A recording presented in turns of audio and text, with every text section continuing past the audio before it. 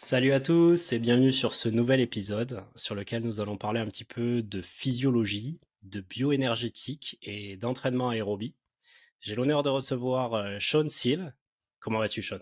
Ça va bien et toi, Kevin? Très bien. Merci d'être venu sur le podcast. Merci de m'avoir invité, c'est un plaisir de pouvoir échanger avec toi aujourd'hui. Ah, le plaisir est pour moi. Alors, je vais essayer de te présenter un petit peu, de présenter ton parcours. Tu m'arrêtes si je me trompe. Mhm. Alors, tu es originaire de Suisse, où tu as Correct, passé l'équivalent du bac. Donc, ça s'appelle comment? C'est le gymnase en Suisse? exact. Voilà, c'est bien ce que j'ai compris. À la suite duquel tu as fait ton service militaire pendant un Mhm. an et demi. Tu as Mhm. été gradé. Et Oui, quel grade tu as eu à l'armée? sergent-major-chef. Ok. Ok. Et du coup, ça t'a augmenté la durée de ton service militaire. Passé de 300 à 500 jours. Ok. Ah oui, ouais, c'est quasiment le double, quoi. Mhm. Ensuite, tu es parti 6 mois en Australie. Petite aventure, hein. C'est échanger 4 heures de travail journalier contre le couvert et le toit. C'est ça. Grosse prise de risque, hein. Je trouve ça assez audacieux, mais c'est une bonne manière de découvrir la vie, de sortir de sa zone de confort. Stéphane. Euh, Ensuite, tu es parti 7 ans à Vancouver, au Mhm. Canada, où tu as fait plusieurs emplois. Dedans, tu as été peintre en bâtiment. En parallèle, tu lisais énormément en préparation physique, en physiologie. Tu te formais un petit peu en autodidacte. Mhm. Et après ça, tu as passé ta certification de coach sportif. Donc, c'est à la NSCA. Juste. Et tu étais pratiquant de rugby, de crossfit, d'haltérophilie. Donc c'est tes disciplines un petit peu phares. Mhm. Tu es le fondateur du podcast et de la chaîne YouTube Upside Strange. Et aujourd'hui, tu es en train de devenir la référence quand on parle de profilage physiologique, d'entraînement en zone 2, de lactate, de mitochondrie et d'entraînement respiratoire. Mhm. D'ailleurs, je vous invite à écouter le podcast, il est très très intéressant, énormément de connaissances, des heures de contenu gratuit, profitez-en. Il y en a, Tout le il y a de monde quoi, ne fait pas ça. il y a de Ça quoi demande faire. énormément de temps de travail, énormément de temps de recherche et surtout c'est du contenu très synthétique, facilement assimilable sans forcément avoir fait de longues études. Mhm. Ensuite, tu es retourné en Suisse après ces 7 ans au Canada. Tu vis maintenant à Nyon, où tu fais toujours tes coachings à Nyon. Alors, je fais plus mes coachings, ça a évolué un petit peu depuis, mais on D'accord. pourra en reparler. Ça marche. Tu fais que du profilage, que des suivis à distance ou... Ouais, j'ai des suivis à distance, du profilage et toutes mes activités en ligne, en gros, sur lesquelles je me suis refocalisé à partir de janvier. Ok, ok. Et j'ai cru comprendre que quelqu'un t'appelait désormais papa. Ça fait un petit moment maintenant, oui. Bon, ben on va attaquer un petit peu ces questions, si je me suis pas trompé sur la présentation. T'as fait ça mieux que moi, donc rien à dire. Bravo, t'as bien fait tes devoirs. Ouais, le problème quand on fait du podcast, c'est qu'on parle et qu'au fur et à mesure, ben, on dit beaucoup de choses, hein. Mhm, c'est vrai. Ouais, j'ai déjà raconté ma vie plusieurs fois, ça c'est sûr. Euh, alors, on va attaquer direct dans le vif du sujet. Comme moi, tu as appris durant ta formation que nous avions 3 filières énergétiques, anaérobie alactique, anaérobie lactique et aérobie, qui permettent de resynthétiser l'énergie sous forme d'ATP Mhm, à partir d'autres substrats énergétiques. Et ce qu'on nous avait donné à l'époque comme support de cours, c'était les fameuses courbes d'Owald, où on retrouvait en abscisse la durée et en ordonnée l'intensité de l'effort.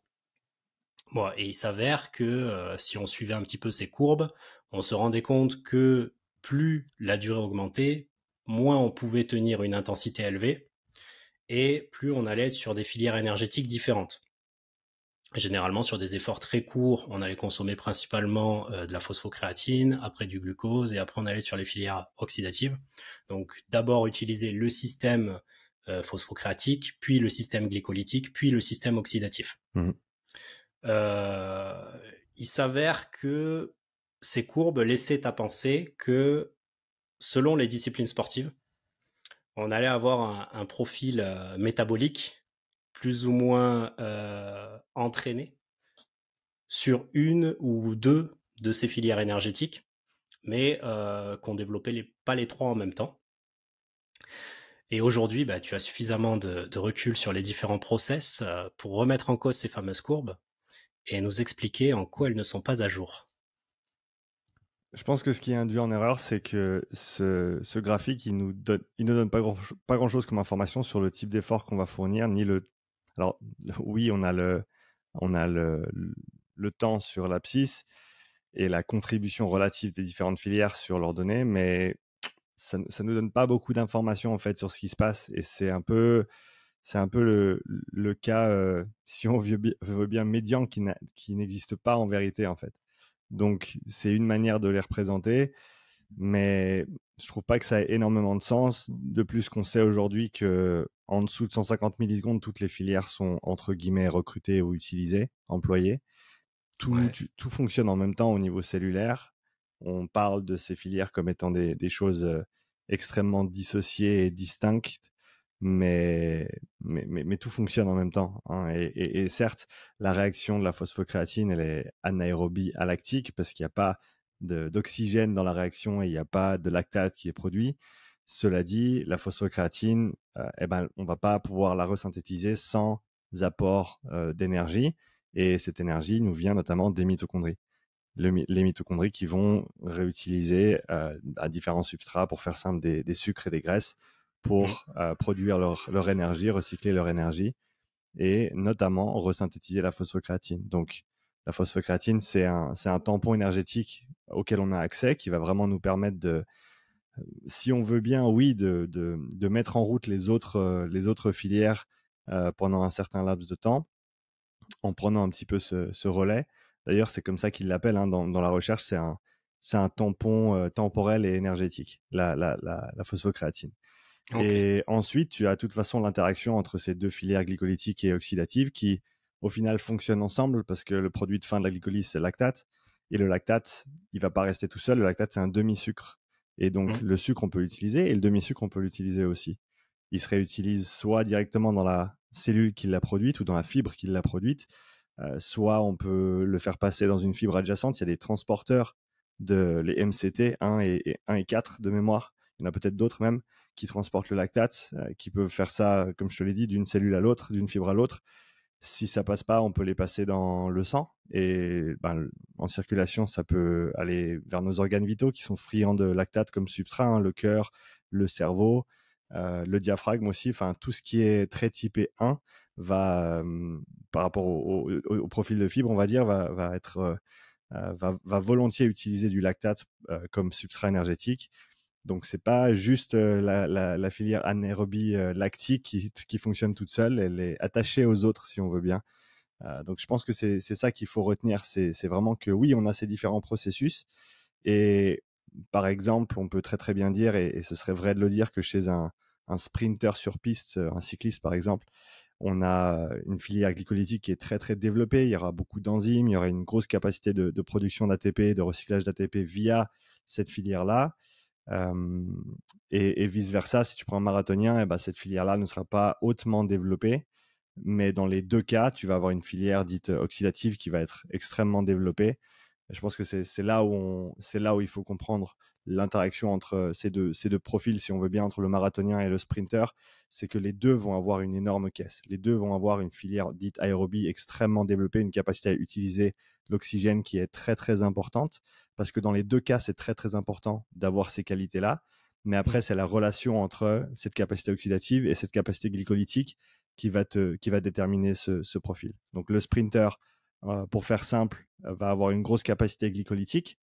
Et si on veut rentrer dans les détails, ça veut aussi dire que le pourcentage de VO2 que cet athlète-là pourra utiliser au seuil sera moins important qu'un type marathonien qui a une moins grosse capacité glycolytique, mais qui par contre, en contrepartie, peut utiliser un pourcentage de leur VO2 max au seuil beaucoup plus important. Donc c'est cette Ok. interaction-là entre les deux paramètres qui, je trouve, est intéressante. Et quand je dis capacité glycolytique, pour ceux qui ont déjà entendu parler du modèle de vitesse critique ou de puissance critique, c'est le W' ou le D', qui est en fait Mm. un compte épargne énergétique, si on veut bien, qu'on va utiliser une fois qu'on dépasse le seuil, ou le deuxième seuil, ou la puissance critique, selon comment on veut l'appeler. Mais en tout cas, moi, c'est comme ça que je le comprends à l'heure actuelle, et je trouve utile d'avoir ces deux profils en tête, le sprinter, le marathonien, et de comprendre comment ces différentes capacités sont développées chez l'un et chez l'autre, et surtout comment elles interagissent les unes avec les autres. Ok. Ouais, donc on a vraiment un profil qui va quand même être entraîné selon des capacités de resynthèse, mais que dans tous les cas, toutes les filières fonctionnent en même temps, Mhm. que l'une va pas sans l'autre, et Mhm. qu'il y a besoin de certains procédés dans certaines filières énergétiques qui permettent de resynthétiser des substrats des autres filières énergétiques. Mhm. Donc on peut pas se permettre de résumer ça à de simples courbes. Exactement. Non, mais c'est bien de recontextualiser dans ce cadre-là. Tout le monde ne le fait pas. Je voulais savoir, quand on vient te voir pour faire un profilage physiologique, comment ça se passe? Ça se passe bien, ça se passe plutôt bien en général. Mais qu'est-ce qu'on met en place? Qu'est-ce qu'on met en place? Donc l'idée d'un profilage physiologique, c'est avant tout de déterminer ce qu'on appelle les seuils. Faut Ouais. comprendre que dans le corps humain, sur le spectre d'intensité, si on prend une modalité cyclique pour faire très très simple, donc le vélo, la course à pied ou autre, tant que c'est continu, qu'il n'y a pas de complexité au niveau du mouvement, etc., on arrive à utiliser ces concepts de seuil. Et les seuils sont simplement des points de transition dans le corps au niveau de notre état interne. C'est-à-dire que comme l'eau qui est en dessous de 100, en dessous de 0 degré Celsius est dans un état solide, entre 0 et 100 dans un état liquide, en dessus de 100 dans un état gazeux, eh ben, nous aussi, on a ces seuils, ces points de transition qui équivalent à ce 0 et à ce 100 degrés Celsius pour l'eau, où on change d'état interne. Et pourquoi c'est important? Ben parce que selon quel type d'entraînement tu veux mettre en place, ou quelle intensité d'entraînement, quelles adaptations tu recherches, ben on va pas utiliser le même état interne. Donc, ces seuils nous permettent de départager ce qu'on appelle le spectre d'intensité, de l'individualiser pour la personne qu'on a devant soi, parce que chaque personne va avoir un profil différent aujourd'hui et demain et dans une année si on fait bien notre travail en préparation physique. Donc déjà, départager ces seuils, ces domaines d'intensité, ce qui nous donne ensuite les zones d'entraînement. Donc via ces zones, on peut ensuite déterminer plus précisément quelles intensités employer pour différents types d'entraînement. Il y a une part de pédagogie, je pense aussi, avec cette évaluation, qui est que tu vas apprendre à mieux comprendre et connaître comment ton corps fonctionne. On va mesurer différentes choses, on va mesurer le lactate, on va mesurer l'oxymétrie musculaire, la VO2, la ventilation, la fréquence cardiaque bien sûr, le RPE à différents niveaux. Et toutes ces informations sont ensuite synthétisées dans un rapport bien détaillé qui ne ressemble pas au rapport que tu reçois dans un labo en général quand tu vas faire un test d'effort. Il y a beaucoup moins de chiffres et il y a beaucoup plus d'explications. Et il y a quelques graphiques bien entendu, parce que l'idée c'est vraiment que les gens ressortent avec des informations qui soient pertinentes pour leurs entraînements, contrairement à recevoir une fiche Excel avec plein de chiffres, mais qui ne dit pas vraiment qu'est-ce qu'on doit faire ni pourquoi. Donc, on ressort de cette évaluation avec un rapport de test, avec nos seuils déterminés, et également avec une orientation qui est du coup ma recommandation professionnelle sur qu'est-ce que cette personne devrait travailler en priorité et en quel volume et en quelle quantité et comment le progresser dans le temps, sans nécessairement qu'on formalise, pas à chaque fois en tout cas, un programme d'entraînement, mais que au moins les gens sachent orienter leurs entraînements par rapport à ce qu'ils ont fait jusqu'à maintenant, par rapport à leurs besoins, par rapport à ce qu'on peut voir sur le test en termes de leurs forces et de leurs faiblesses. Ok. Ah, mais c'est vachement précis. Ça veut dire que tu fais un test de spirométrie, Mhm, un test de lactatémie, mhm. test de fréquence cardiaque. Comment tu fais du coup pour connaître la VO2 intramusculaire? Alors, on connaîtra pas la VO2. Par contre, avec l'oxymétrie musculaire, ce qu'on peut voir, c'est l'équilibre entre l'apport et l'utilisation d'oxygène via un outil qui s'appelle le MOXIE. Il y a Ok. d'autres outils compétiteurs qui existent sur le marché. Ça utilise la technologie du NIRS, Near Infrared Spectroscopy. En français, c'est la spectroscopie au proche infrarouge. Et pour Ouais. faire très simple, tes molécules d'hémoglobine et de myoglobine qui transportent l'oxygène respectivement dans le sang et dans le muscle, selon si elles sont attachées à l'oxygène ou pas, elles ne réfractent pas la lumière de la même manière. Donc on pourrait dire qu'elles ont une couleur qui est différente. Et cet outil permet en fait de voir sur 100 molécules qu'elle analyse, on va dire, en temps réel dans les capillaires sanguins, combien sont chargés en oxygène et combien ne le sont pas. Et encore une fois, Wow. eh ben, il y a différentes réactions selon où on se trouve par rapport vis-à-vis des seuils que j'ai mentionnés tout à l'heure. Donc pour moi, c'est une mesure supplémentaire, ou techniquement trois, parce que j'en pose trois des capteurs comme ça sur une évaluation. Et donc, c'est une information supplémentaire pour trianguler et être un petit peu plus précis, ou même pas précis, mais un petit peu plus certain de mon interprétation. Parce que une des difficultés avec ces tests d'effort, ces évaluations, c'est que ben, chaque outil a ses points faibles. Hmm. Et ce que j'ai décidé de faire, c'est de choisir que je n'avais je n'étais pas assez fort pour ne me servir que d'un seul outil. Et donc, j'utilise plusieurs outils en même temps sur la même évaluation, ce qui me permet d'avoir plusieurs points de référence. Et en interprétant chaque mesure indépendamment les unes des autres, et ensuite en faisant la synthèse de tout ça, on arrive à une interprétation qui va être, on va dire, des plus cohérentes par rapport à ce qui a été mesuré. Ah, c'est excellent, excellent. Et sur du coup, le Moxie Monitor, c'est ça? C'est ça. Il est non invasif. Tu le plantes pas dans la peau, il fait tout en rayonnement. Tu le poses sur la peau et en gros, tu as deux émetteurs. Pardon, tu as un émetteur de LED qui flash à une certaine fréquence et tu as deux récepteurs qui sont placés à une certaine distance de l'émetteur. Et il s'avère qu'avec le faisceau de lumière qui rentre dans la peau et ensuite qui revient dans les deux récepteurs, et avec un algorithme extrêmement compliqué que je ne saurais pas expliquer, ils arrivent à ressortir ce chiffre qui, en gros, représente la saturation musculaire en oxygène qui est exprimé en ce qu'on appelle le SMO2, saturation musculaire en oxygène, qui est D'accord. une échelle de pourcentage entre 0 et 100. Dis-toi qu'au repos, tu es quelque part entre 40 et 70% de saturation, ce qui est normal. Après un bon échauffement, tu devrais être très très haut par rapport aux valeurs qui sont hautes pour toi, en sachant que selon où tu places le capteur, selon surtout le tissu adipeux qui est sous le capteur, on va pas avoir exactement le même signal partout. Donc ça, c'est important à comprendre et ça rend l'interprétation du signal assez difficile, surtout si on n'a pas d'expérience avec. Mais quoi qu'il arrive, après un échauffement, tu as des valeurs qui vont être plus hautes. Parce qu'on pourrait dire que tu as une disponibilité d'oxygène au niveau du sang qui est plus importante via l'échauffement qui a été effectué. Et ensuite, sur un effort maximal, on va avoir des valeurs qui sont minimum. Pour certains, c'est peut-être 30%, pour d'autres, c'est peut-être 5%. Encore une fois, c'est pas le chiffre en lui-même qui nous intéresse, c'est la tendance des courbes selon les intensités d'effort. Et c'est grâce à ça Ok. qu'on départage ensuite les différentes intensités. Ok. Oui, parce que si tu le poses sur une surface où il y a beaucoup de tissu adipeux, le tissu adipeux est beaucoup moins spongieux en fin de compte, laisse moins passer le sang. Et du coup, tu vas pas te retrouver avec les mêmes références. Et ça veut dire que tu dois poser un capteur sur les muscles qui travaillent et tu mets un capteur référentiel sur un muscle qui travaille pas pour avoir une différence. Alors, c'est même pas la différence entre ces deux capteurs qui m'intéressent, mais tu as raison, en général, je pose deux capteurs sur les muscles impliqués. Donc, sur un Ouais. vélo, on va poser vaste externe gauche et droite. En course à pied, je vais Ok. certainement faire un droit fémoral et un ischio du même côté. Et un troisième capteur sur un muscle non impliqué. En vélo, le biceps fonctionne très très bien. Et Mm. en course à pied, l'avant-bras fonctionne bien en général. Et Ok. en gros, ce qui est intéressant, c'est que les capteurs sur les muscles moteurs vont me donner des informations intéressantes sur justement ces différents domaines d'intensité relatifs au seuil durant toute l'évaluation, du début à la fin.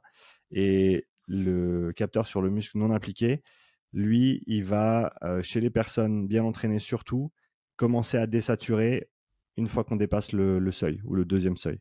Donc dès qu'on passe dans le domaine sévère, dans la zone 5, dans le rouge, peu importe comment on appelle ça, on tend à avoir une désaturation au niveau du membre non impliqué, certainement due à une redirection du flux sanguin vers les membres moteurs, en sachant que Ok. quand tu dépasses ton deuxième seuil, tu perds l'équilibre interne, tu ne peux plus stabiliser les différentes réactions et donc tu tends vers l'échec. C'est qu'une histoire de temps en fait. Une fois que tu dépasses ton deuxième seuil, tu vas atteindre l'échec dans les, on va dire, dans les 3 à 30 ou 40 minutes selon l'intensité relative à laquelle tu te trouves par rapport à ton seuil.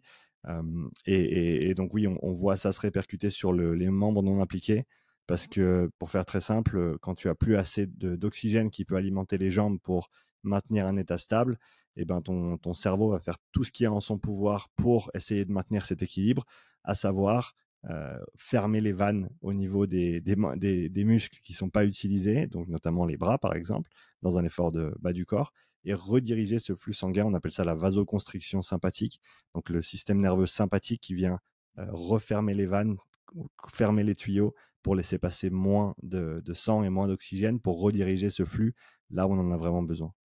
Ouais, surtout les organes vitaux. C'est ça. Ok. Et du coup, ça laisse sous-entendre qu'il y a une intensité de travail sous laquelle, si on avait une énergie inépuisable, on aurait la capacité de resynthétiser autant d'énergie que l'on en utilise en fin de compte. C'est ça. Mm. Et il faut se dire que, en fait, on peut le voir à trois niveaux. On a parlé de ce seuil ou de ce seuil 2, qui est la transition entre ce qu'on appelle le domaine élevé et le domaine sévère. Dans le domaine sévère, quand tu es dans le rouge, là, tu tends vers l'échec assez rapidement, comme je viens de le mentionner, parce que tu n'as plus la capacité de stabiliser ton état interne. Et notamment, c'est parce que tu as excédé ta capacité maximale d'apport en oxygène. C'est-à-dire que quand tu dépasses ton deuxième seuil, tu ne peux plus apporter plus d'oxygène que ce que tu faisais avant. Alors que ta VO2, ta consommation d'oxygène, elle continue à monter progressivement. La VO2 monte linéairement avec l'effort, c'est-à-dire que plus tu vas fort, plus tu consommes d'oxygène, et ton corps peut répondre à cette demande jusqu'au deuxième seuil. Au-delà de ça, tu ne peux plus assez répondre, tu ne peux plus apporter plus d'oxygène qu'avant, et donc on a ce delta qui se crée entre ce que tu consommes et ce que tu vas pouvoir apporter. Et donc, ce qui fait que tes minutes sont comptées. Et oui, on peut dire qu'en dessous du deuxième seuil ou entre les deux seuils dans ce domaine élevé, on a un état interne au niveau systémique qui est présent, et ça va principalement être la déplétion des stocks de glycogène qui fait qu'on arrive à un état de fatigue et qu'on doit ralentir ou arrêter. Et dans le domaine modéré, tout en bas, à basse intensité, en dessous du premier seuil, ce qu'on appelle communément la zone 1 et 2, là, on a aussi une utilisation du glycogène. C'est faux de dire qu'on n'utilise pas de sucre à basse intensité. C'est cependant vrai de dire qu'à basse intensité, c'est là où on utilise le plus de graisse, mais on utilise toujours des sucres. Et c'est également cette déplétion du glycogène qui peut engendrer la fatigue à basse intensité. Bien sûr, ce serait sur des périodes beaucoup plus prolongées. Mais oui, donc au niveau des substrats énergétiques, c'est là où est notre limitation. C'est-à-dire que c'est ce qui va nous empêcher, au-delà d'un certain laps de temps, de continuer à performer à ces intensités-là. Et c'est pour cette raison notamment que l'alimentation à l'effort est si importante pour des sports tels que le triathlon de longue distance, où ta course va durer pour les meilleurs 7 heures et pour les autres plus que ça. Et Ouais, 7 heures, t'es très très bon. pour les tout meilleurs, c'est 7 heures, pour les autres, c'est plus. Et donc, c'est clair que tes réserves d'énergie, ton carburant, ça va être véritablement ta limitation, d'où l'importance de s'alimenter, notamment sur le vélo, parce que c'est plus simple à vélo qu'en course à pied, pour t'assurer d'avoir assez d'énergie pour terminer à la vitesse que tu souhaitais maintenir. Exactement. Alors, pour ceux qui sont pas du tout du milieu, qui sont pas formés en physiologie, je vais essayer d'expliquer les procédés biochimiques et métaboliques. Alors, en même temps que je dis ça, je suis en train de me dire, attends, dans quoi tu t'embarques là? En gros, on a plusieurs systèmes qui nous permettent de resynthétiser de l'ATP. L'ATP, c'est la seule énergie que notre corps peut utiliser pour vivre, en fait, tout simplement. Pour toutes les réactions qui demandent de l'énergie, on est obligé de passer par l'ATP. Pour produire de l'ATP, donc l'ATP, c'est de l'adénosine triphosphate, c'est-à-dire c'est une molécule d'adénine liée à un sucre qu'on appelle un ribose, eux-mêmes liés à 3 molécules de phosphate, triphosphate. Et cette adénosine triphosphate, quand on vient la scinder au niveau des molécules de phosphate, il y a une liaison qui est riche en énergie et qui permet, par son hydrolyse, par son catabolisme, de produire de l'énergie. Et nous, on produit de l'énergie que sous forme de chaleur. Pour produire cet ATP, on peut utiliser une multitude de substrats. Il y a une filière qui s'appelle la glycolyse. Dans cette glycolyse, il y a une multitude d'étapes de dégradation où on va partir du glucose. Le glucose, c'est une molécule composée de 6 atomes de carbone, 12 d'hydrogène et 6 d'oxygène. C'est 6H12O6, qui va être dégradé en 10 étapes, où il y a une multitude de procédés enzymatiques qui nous mènent à une molécule qui se nomme le pyruvate. Et ce pyruvate pourra ensuite rentrer dans ce qu'on appelle le cycle de Krebs. Sauf que ce pyruvate peut avoir ce qu'on appelle une 11e étape de fermentation lactique. En fait, on a une enzyme. Alors, j'essaye de me souvenir de mes cours. Il me semble que c'est la lactate déshydrogénase qui vient récupérer deux ions H+. On passe de NADH, H+, à NAD+, et ça transforme la molécule de pyruvate en lactate. Et ce procédé peut se faire aussi en sens inverse. Et ce lactate peut rentrer dans un autre cycle, le cycle de Cori ou cycle du lactate, qui permet de reproduire du glucose. Je me trompe pas jusqu'à présent? Alors, d'après ce que j'ai pu trouver, on est dans le juste, hein, on va dans la bonne direction. De ce que j'ai pu lire, il semblerait on pensait auparavant que le pyruvate était le produit de fin de la glycolyse et Hmm. que dans des conditions dites anaérobies, en absence d'oxygène, on synthétisait, on avait préférentiellement du lactate qui s'accumulait. De ce que j'ai pu lire plus récemment, il faut considérer que le produit de fin de la glycolyse, c'est le lactate et non pas le pyruvate. Et D'accord. au repos, on a un ratio à peu près de 10-1 lactate-pyruvate. Et pendant un effort physique, ça peut monter jusqu'à 200-300 unités de lactate par unité de pyruvate. Et ça, c'est Ok. simplement dû à l'équilibre de la réaction pyruvate-lactate au niveau du cytosol de la cellule. Je peux t'envoyer Ok. la référence scientifique sur ce papier si ça Ah ouais, t'intéresse. ça m'intéresse, oui. Donc, il semblerait que ce soit ça. Et donc, mais comme tu l'as bien dit ensuite, hein, donc ce lactate peut soit être transformé en pyruvate directement dans le cytosol et ensuite rentrer dans le cycle de Krebs. Le lactate peut aussi rentrer dans la mitochondrie directement et ensuite être transformé en pyruvate pour ensuite rentrer dans le cycle de Krebs. Ou alors, comme je Hmm. te l'ai dit, être transporté hors de cette cellule et passer autre part dans le corps. Mais on va dans la bonne direction. Ok, ok, ok. Ouais, donc soit on peut repartir sur un cycle du lactate où on refait du glucose et on reste dans la glycolyse, soit on part après sur le cycle de Krebs où il Mhm. doit se retransformer en pyruvate Mhm. pour pouvoir rentrer dans la mitochondrie. Alors non, il peut rentrer Et en tant que lactate directement il et peut rentrer en ensuite tant que lactate. transformer en pyruvate. L'un ou l'autre, en fait. Les deux fonctionnent, d'après ce que je comprends. Ok, ok. Et dans ce cycle de Krebs, donc, alors il faut savoir que tout ce qui est glycolyse se passe dans le cytosol. Le cytosol, c'est le liquide qu'on a à l'intérieur de nos cellules, dans Mhm. lequel baignent tous les organites de notre cellule. Et dans certaines cellules, pas toutes, on a des mitochondries. Les mitochondries qui, elles, sont génératrices d'un cycle qu'on appelle le cycle de Krebs. Et ce cycle de Krebs n'utilise que de l'acétyl coenzyme A pour fonctionner. Tu m'arrêtes si je me trompe, hein, j'en profite pour Vas-y, m'assurer c'est que bien. mes connaissances soient à jour. Et pour produire cet acétylcoenzyme A, on a une multitude de procédés qui permettent de transformer tout ce qui est lactate en pyruvate, tout ce qui est corps cétonique, certains acides aminés, certains acides gras, qui vont être transformés du coup soit en pyruvate, qui sera ensuite transformé en acétylcoenzyme A, qui ensuite fera un cycle. Alors pour la glycolyse, on a 10 étapes, et dont la 11e est la transformation du pyruvate en lactate. Et pour le cycle de Krebs, on a 8 réactions enzymatiques qui permettent à leur tour de produire de l'énergie. J'aimerais que tu nous parles un petit peu plus de ces fameuses zones d'intensité. Mhm. Combien on en a et qu'est-ce qu'elles représentent? J'aime bien utiliser la citation suivante que j'ai prise d'un de mes collègues qui s'appelle Jem et qui dit que les domaines d'intensité sont descriptifs et les zones sont prescriptives.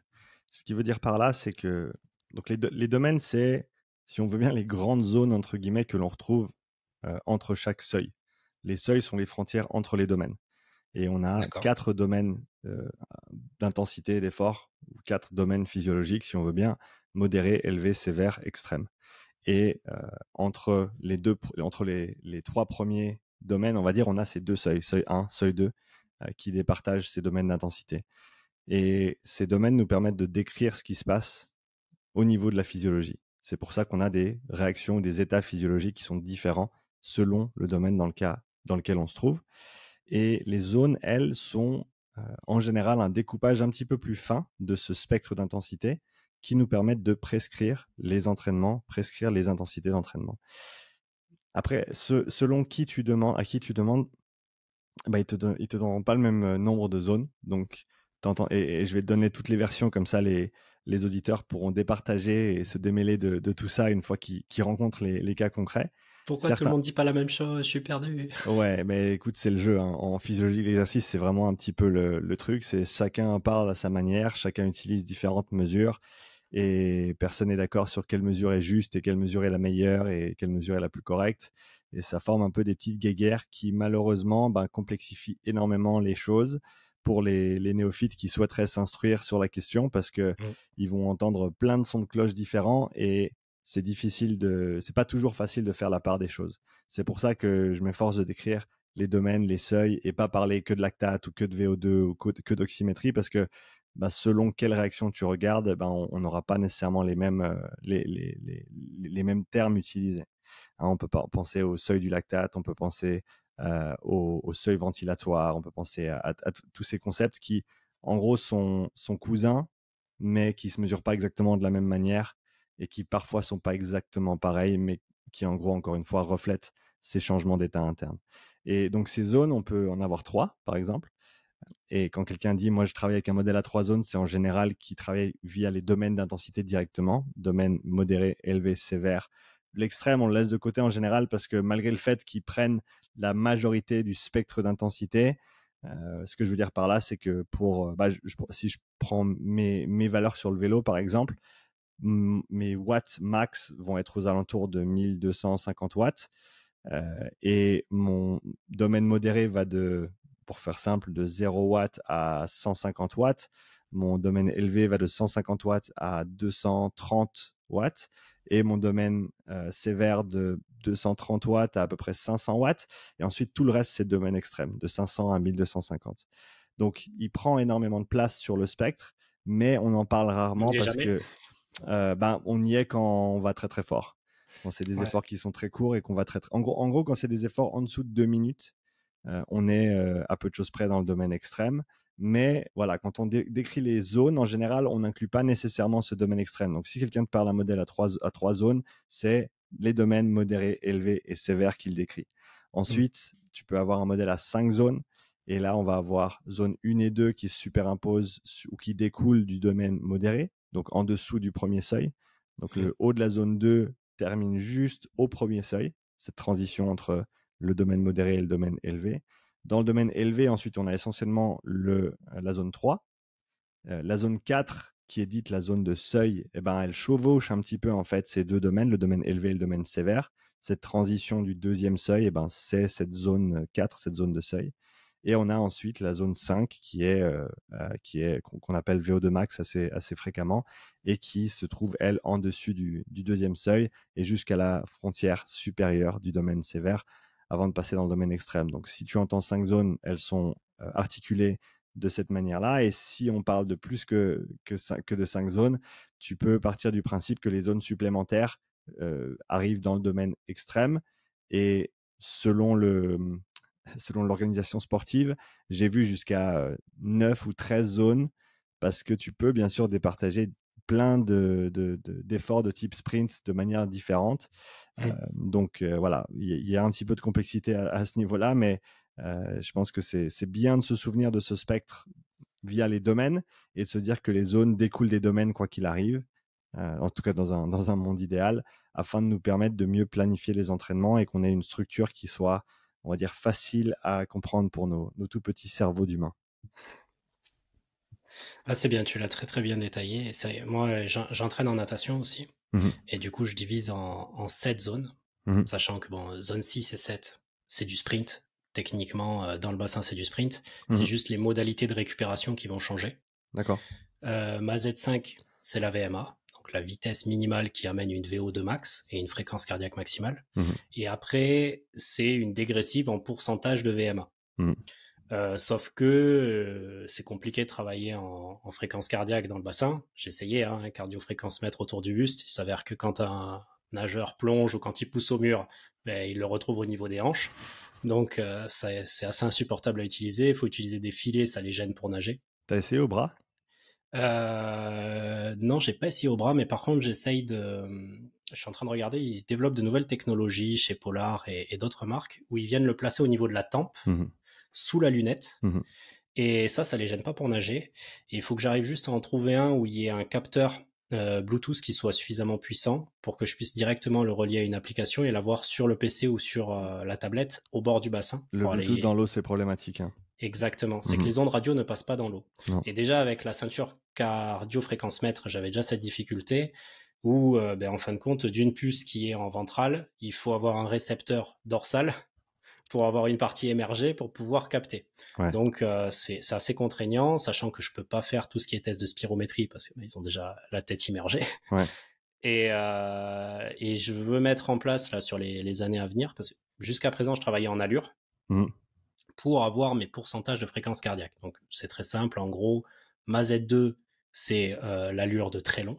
La Z1 on l'inclut pas dans la planification parce que c'est tout ce qui est allure de récupération, travail d'éducatif, c'est hors planif. La Z2 c'est l'allure de long, hein, ça on parle de la même Z2.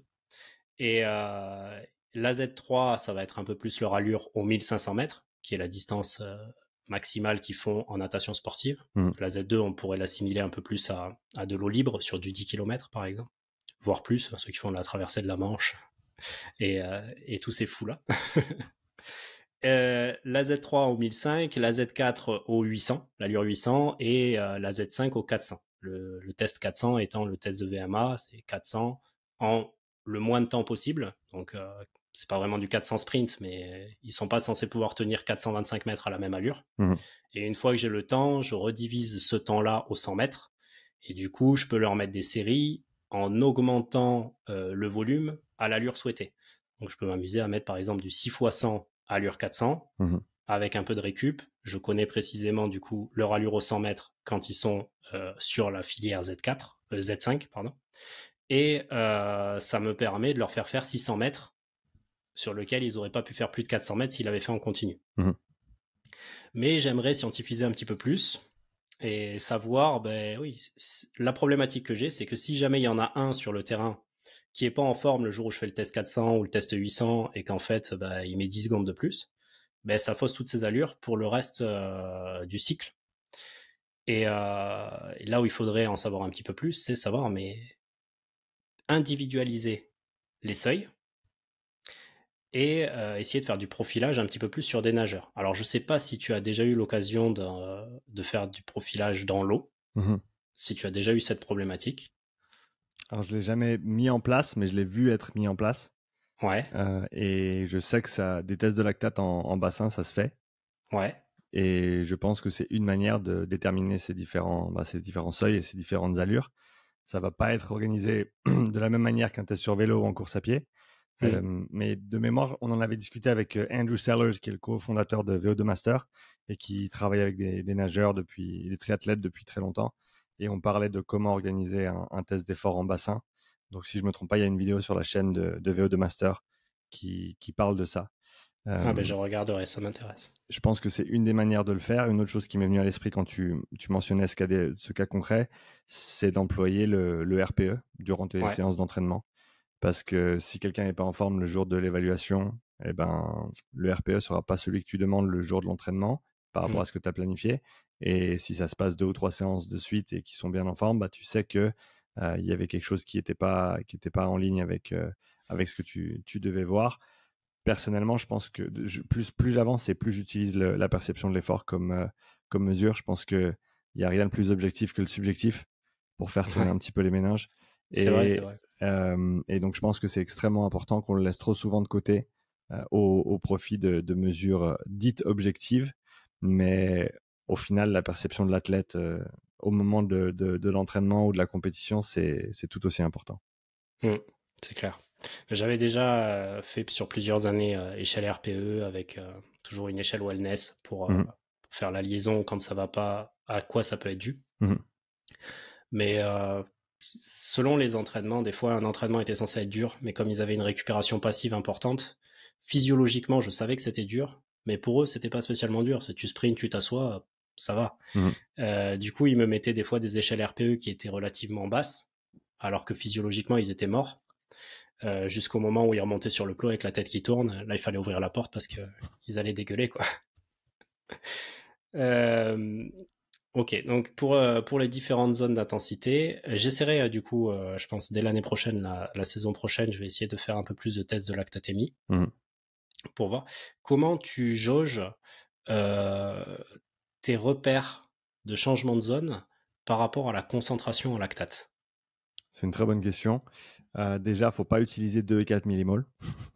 Ça, c'est la première chose, parce qu'il y a encore la vieille école, si on peut parler comme ça, qui fixait en fait le seuil 1 et le seuil 2 à 2 et 4 millimoles respectivement. Donc, peu Ouais. importe qui tu es, peu importe ce que tu fais, ton seuil 1, ça va être quand tu passes 2 millimoles, ton seuil 2, ça va être quand tu passes 4 millimoles. Le problème avec ces valeurs absolues, c'est que ça ne te donne pas de marge de manœuvre si tu as un profil différent sous la main. Je pense que si tu as tout ton groupe d'athlètes est spécialiste dans le même sport, a la même masse musculaire, a le même profil, le même archétype d'athlète, c'est possible qu'ils aient des seuils qui soient très très proches les uns aux autres. Mais encore une fois, pour parler des deux profils extrêmes, entre un profil marathonien et un profil sprinter sur piste, tu vas voir deux profils de lactate qui sont complètement différents. Et je te garantis que le sprinter, 2 et 4 millimoles, ça va pas le faire.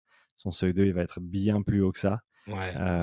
Il a des capacités de resynthèse plus importantes. Bah en fait, encore une fois, c'est toujours cet équilibre entre glycolyse et oxydative. Donc, combien tu produis de lactate par rapport à ce que tu peux en recycler par unité de temps.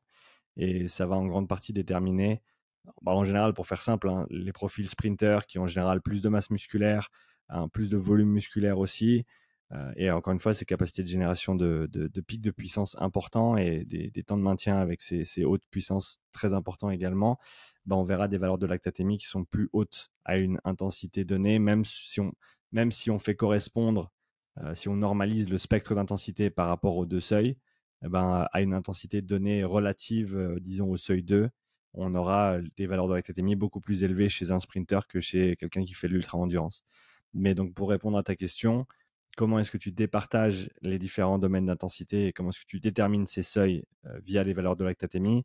Pour faire simple, la transition entre la zone 2 et la zone 3 où le domaine modéré est élevé, ce premier seuil, pour moi, c'est quand les valeurs minimales de lactate montent de plus de 0,5 millimoles par litre. Donc, en général, à très basse intensité, ça arrive même souvent que les valeurs de lactatémie redescendent par rapport aux valeurs de repos. C'est pour ça que je prends la valeur au repos, mais pour moi, ce n'est pas une valeur de référence. Parce que selon ce que tu as mangé, quand tu l'as mangé, quelle chaleur il fait, tous ces facteurs vont influencer ta valeur de lactate au repos. Ce qui est sûr, c'est que ce sera jamais zéro.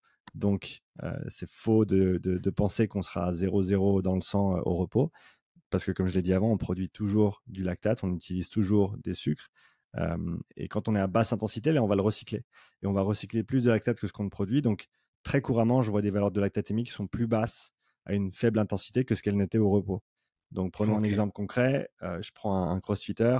Au repos, il a 1,7 millimoles par litre. Et on va commencer à une faible intensité qui équivaut à 1 sur 10 sur l'échelle de Borg de 10. Et là, il va être peut-être à 1,2 à la fin du palier de 4 minutes. Palier suivant, on va monter à 2 sur 10. Donc, prenons des chiffres concrets. Il a commencé à 80 watts. Là, on est monté à 100 watts. Maintenant, on voit une valeur de 0,7 millimoles. Ensuite, il monte à 120 watts. Là, on voit un 0,8 millimoles. Ça commence à monter un tout petit peu, mais ça reste bas par rapport à ce qu'on avait avant. Et là, il passe au palier suivant. On était à quoi? À 140 là? On passe à 160 watts. Et on a tout d'un coup, disons, 1,5. Donc, on est passé de 0,8 à 1,5. Et donc, clairement, pour moi, clairement, on a un changement d'état interne, ce qui, encore une fois, se manifeste de manière assez concrète quand tu regardes ça et les valeurs du MOXIE, en sachant que le lactate, ça va être systémique au niveau de la circulation du corps complet. Le MOXIE, ça va être au niveau local, au niveau périphérique. Et quand ces deux mesures correspondent ou quand ces deux points d'inflexion correspondent, tu peux être, pas certain, mais tu peux être sûr du fait qu'on a eu un changement important d'état interne, qui est cette transition justement qu'on recherche au niveau du lactate notamment. Et pour le deuxième seuil, pour celui-ci, ça va... Alors tu peux soit le regarder au lactate, hein, tu peux très bien, et en gros c'est quand la courbe part de manière exponentielle, pour faire simple. Donc quand la linéarité de l'augmentation ne tient plus et que ça commence à partir vers le haut, tu le vois assez clairement sur la courbe en général. Il y a des logiciels en ligne gratuits que tu peux utiliser. Il y en a un qui s'appelle XPhysiolab, qui est raccourci pour Exercise Physiology Lab, donc EXPHYSLAB.com. Et là, tu peux rentrer tes valeurs de lactatémie, la durée des paliers, les wattages ou les vitesses qui ont été employées, même les fréquences cardiaques correspondantes à chaque palier, et il va te dresser ta courbe et il va te donner toutes les différentes valeurs d'interprétation possibles d'une courbe de lactate, et il y en a beaucoup y a beaucoup de manières d'interpréter une courbe. Personnellement, ce que je regarde dans les cas où cette méthode fonctionne, c'est la méthode du Dmax modifié. Pour faire très simple, enfin, je vais essayer de faire le plus simple possible en prenant en compte que les gens n'ont pas une courbe de lactate devant les yeux. Donc, on a parlé de cette courbe qui, en gros, va rester à plat dans le domaine modéré, qui va monter progressivement dans le domaine élevé, mais en gros, si tu maintenais ces intensités dans le domaine élevé, tes valeurs de lactatémie resteraient stables dans le temps. Alors que dans le domaine sévère, là, on va avoir une augmentation exponentielle, donc la courbe va commencer à tendre vers le haut. Et donc, c'est via, on va dire, la manière dont s'articule cette courbe que tu vas déterminer ce Dmax modifié. Et donc, si c'est un petit peu technique pour les auditeurs, je m'excuse, je prends 30 secondes, comme ça je te l'explique à toi. Dès le moment, en gros, tu dois prendre le point avant la première montée de 0,4 millimoles. Ouais. Et tu traces une droite depuis ce point jusqu'au dernier point, donc sur ton dernier palier, tout en haut. Et ensuite, tu vas prendre la tangente à cette droite qui est la plus longue, donc la distance maximale de cette droite à la courbe de lactate. Ok. Et ça, en général, c'est une bonne méthode d'analyse pour ton deuxième seuil. Faut-il encore que ta courbe ait un profil entre guillemets idéal ou parfait, parce que justement ce point de référence, en tout cas le système XPhasLab, lui va prendre ta valeur dès que c'est monté de 0,4. Donc si tu as une anomalie ou une mauvaise valeur au début et que tu as eu un saut de 0,4 ou plus, mais qu'après c'est redescendu puis qu'après c'est remonté plus tard, ben ça va te foutre en l'air ton interprétation. Donc c'est important quand les gens utilisent des valeurs de lactatémie de comprendre ces différentes méthodes d'interprétation, comment est-ce qu'elles sont appliquées et dans quel cas limite, on va dire, elles ne s'appliquent pas pour pas faire de grosses erreurs d'interprétation. En parlant de ça, j'ai vu malheureusement un rapport d'évaluation hier d'une crossfiteuse qui était allée faire un test d'effort avec échange gazeux et l'interprétation du seuil 2 qu'ils lui ont donné était 100 watts trop haut par rapport à ce que ça aurait dû être. Donc, c'était une interprétation qui n'était pas du tout cohérente. Et ça, il n'y a pas grand-chose qui m'énerve dans le monde du sport. Mais ces choses-là, ça m'irrite grandement parce que les gens payent un certain montant pour aller faire un test dans un labo avec des professionnels du sport et de la santé. Et ils ressortent avec des valeurs qui sont complètement incohérentes par rapport à leur profil. Et qui, surtout, s'ils les suivent à la lettre... Ils adaptent leurs entraînements par rapport à ces erreurs-là. Ils partent à l'abattoir. Hein. Exactement. Si elle essayait d'aller impliquer des entraînements par rapport à ces valeurs-là, ben, je peux te garantir qu'elle passerait un mauvais quart d'heure et qu'elle ne comprendrait pas ce qui se passe, qu'elle remettrait serait jamais en zone 2 déjà. Alors ça va parce que c'était pas sur le bas du tableau, c'était sur le haut du tableau que son seuil 2 était 100 watts trop haut. Donc t'imagines pour une séance de VO2 max, utiliser une valeur qui est 100 watts trop haut par rapport à ce que tu aurais dû faire normalement. Donc voilà, c'est très très important de faire ces évaluations correctement et de faire les interprétations correctement parce que sinon c'est les athlètes qui payent malheureusement et ça c'est pas correct. Ok. Alors tu as dit quelque chose de très intéressant au début. Tu peux diminuer ta concentration en lactate sur un effort par rapport à ce que c'est au repos. Bon, un effort de faible intensité. Ouais. Ça veut dire que l'activité peut activer une régulation cellulaire en fin de compte? Bah en fait, dans le domaine modéré à basse intensité, tu recycles plus de lactate que tu n'en produis. Ok. Et c'est pour ça d'ailleurs que, alors ça dépend quel type d'effort, mais en général, si tu veux une meilleure récupération au niveau métabolique durant, par exemple, entre 2 intervalles de type VO2 max, tu vas avoir avantage à effectuer du repos actif parce que tu vas recycler ce lactate et il va descendre plus rapidement. Ça, c'est une des moultes expériences que j'ai pas pu mettre en place encore pour le montrer avec des chiffres, mais je l'ai vu. C'est quelque chose qui est dans les mœurs depuis des décennies. Hein. Et physiologiquement, il s'avère que là, ça a été démontré que c'est vrai. Ouais. En fin de compte, moi, la différence que je vais avoir entre ma Z6 et ma Z7, c'est ça. C'est que dans les deux cas, ils vont sprinter. Mais c'est juste que sur ma Z6, ils vont avoir un repos passif. Où je les laisse bien continuer à produire de l'énergie, en fin de compte, à ne pas la consommer. Donc, je provoque un stress métabolique et je les mets au repos. Et puis, j'accumule. Alors que sur ma Z7, ils vont faire un sprint, mais leur objectif physiologiquement parlant, c'est qu'ils récupèrent. Donc l'idée, c'est que dès qu'ils ont fini le sprint, ils doivent faire de la récupération active de manière à utiliser tout ce lactate. C'est ça. Et donc tu m'as dit, à partir du moment où tu as une montée pendant le test de l'ordre de 0,5 millimoles par litre de sang en lactate, tu passes le premier seuil en fait. Enfin, du coup, tu passes de ta zone 2 à ta zone 3, en quelque sorte. Est-ce que tu as des échelles de concentration en millimoles sur les tests que tu as pu faire entre les concentrations les plus basses au repos ou en activité à très faible intensité et jusqu'à combien ça peut monter en millimoles par litre de sang sur des athlètes de haut niveau en endurance? Donc encore une fois, ça dépend grandement du profil. Et les personnes qui vont exprimer les plus hautes valeurs de lactatémie sur une évaluation comme ça sont ceux ou celles qui ont une grosse capacité glycolytique avec un gros déficit de développement aérobie derrière. Ah. Parce que justement, ils ne peuvent pas en recycler beaucoup. Et là, le lactate devient un déchet. Et donc, le lactate, il s'accumule et tu peux rien en faire. Et c'est pas le lactate qui est problématique au niveau de la fatigue, c'est les c'est protons. Le manque d'entraînement.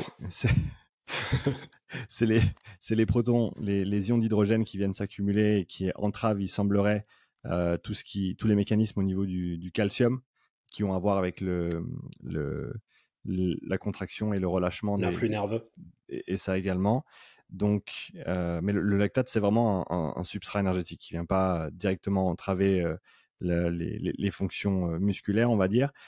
Pour te donner des chiffres, les plus basses concentrations que j'ai vues, elles sont en dessous de 0,5 millimoles. Et je peux pas te dire si c'est 0,2 ou 0,3 parce que mon analyseur ne mesure pas en dessous de 0,5. Donc, quand c'est au-dessous de 0,5, il me dit que c'est en dessous de 0,5. D'ailleurs, j'aime bien faire croire aux gens qu'ils ont cassé mon analyseur quand ça survient. Je leur montre, je leur dis, regarde, il y a un problème. Mais non, mais t'es à 300 watts quand même. Comment ça va? Mais en dessous de 0,5, voilà, ça arrive. Surtout pour des gens qui sont très entraînés en sport d'endurance. Ça arrive, ou qui ont des qualités d'endurance qui sont très développées. Ça arrive d'avoir des gens qui ont des valeurs qui ne descendent pas en dessous de 1,5 ou même de 2 millimoles. Ce qui, pour moi, voudrait dire qu'ils ont une capacité mitochondriale et donc de recyclage du lactate qui est très, très faible. Et donc une dépendance des sucres et de la glycolyse qui est importante, ce qui est jamais une très très bonne idée, surtout pas à ces faibles intensités-là. Ensuite, pour aller à l'autre bout du spectre, les valeurs les plus basses que j'ai vues en fin d'évaluation, donc malgré le fait que l'effort était 10 sur 10, je pense que c'était souvent chez les femmes qui sont assez petites et qui ont beaucoup moins de masse musculaire. C'est là où on va avoir les valeurs les plus basses. Et même sur une fin de test, on peut être sur des valeurs entre 6 et 8 millimoles. Et ensuite, pour aller à l'autre extrême du spectre, quelqu'un encore une fois, très puissant, mais qui a un déficit de développement de leur qualité d'endurance, vont pouvoir exprimer jusqu'à 18 et plus. J'ai jamais vu en dessus de 20, c'est possible, hein, je sais que c'est possible d'aller plus haut, mais pour ces profils-là, ils vont être comme ça. Et bien sûr, la concentration de lactate veut pas dire grand-chose en isolation, parce que j'en ai vu j'ai vu des gars qui étaient à, on va dire, 17-18 millimoles à de tête 240 watts. Mais après, dans quel état ils sont? Ça pique. En À général, l'approche des 20 millimoles. Est-ce qu'ils sont toujours conscients de leur environnement? Ouais. Est-ce qu'ils sont toujours capables de réfléchir, de parler normalement? Il n'y a pas de souci au niveau lucidité. C'est vraiment plus au niveau de la douleur, quoi. Wow. Ça va vraiment piquer très très fort. Mais en général, c'est des gars qui ont l'habitude de faire ça, parce que c'est un petit peu leur mode opératoire et ils sont forts là-dedans, donc ils ont l'habitude d'aller se mettre dans ces états-là. Mais c'est pas pareil quand tu es à ces concentrations-là à 240 watts que si tu es à ces concentrations-là à 400 watts. Non, ça change grandement ton profil, c'est pas du tout pareil. Et pour quelqu'un de très puissant et de très endurant, c'est possible qu'il atteigne des valeurs qui soient hautes comme celle-ci, mais ce sera des valeurs de puissance absolue beaucoup plus élevées que pour le profil déficient en endurance que j'ai mentionné avant. Oui, et proportionnellement à des intensités beaucoup plus basses, il aura peut-être aussi des concentrations plus basses que la moyenne. Voilà. Ok.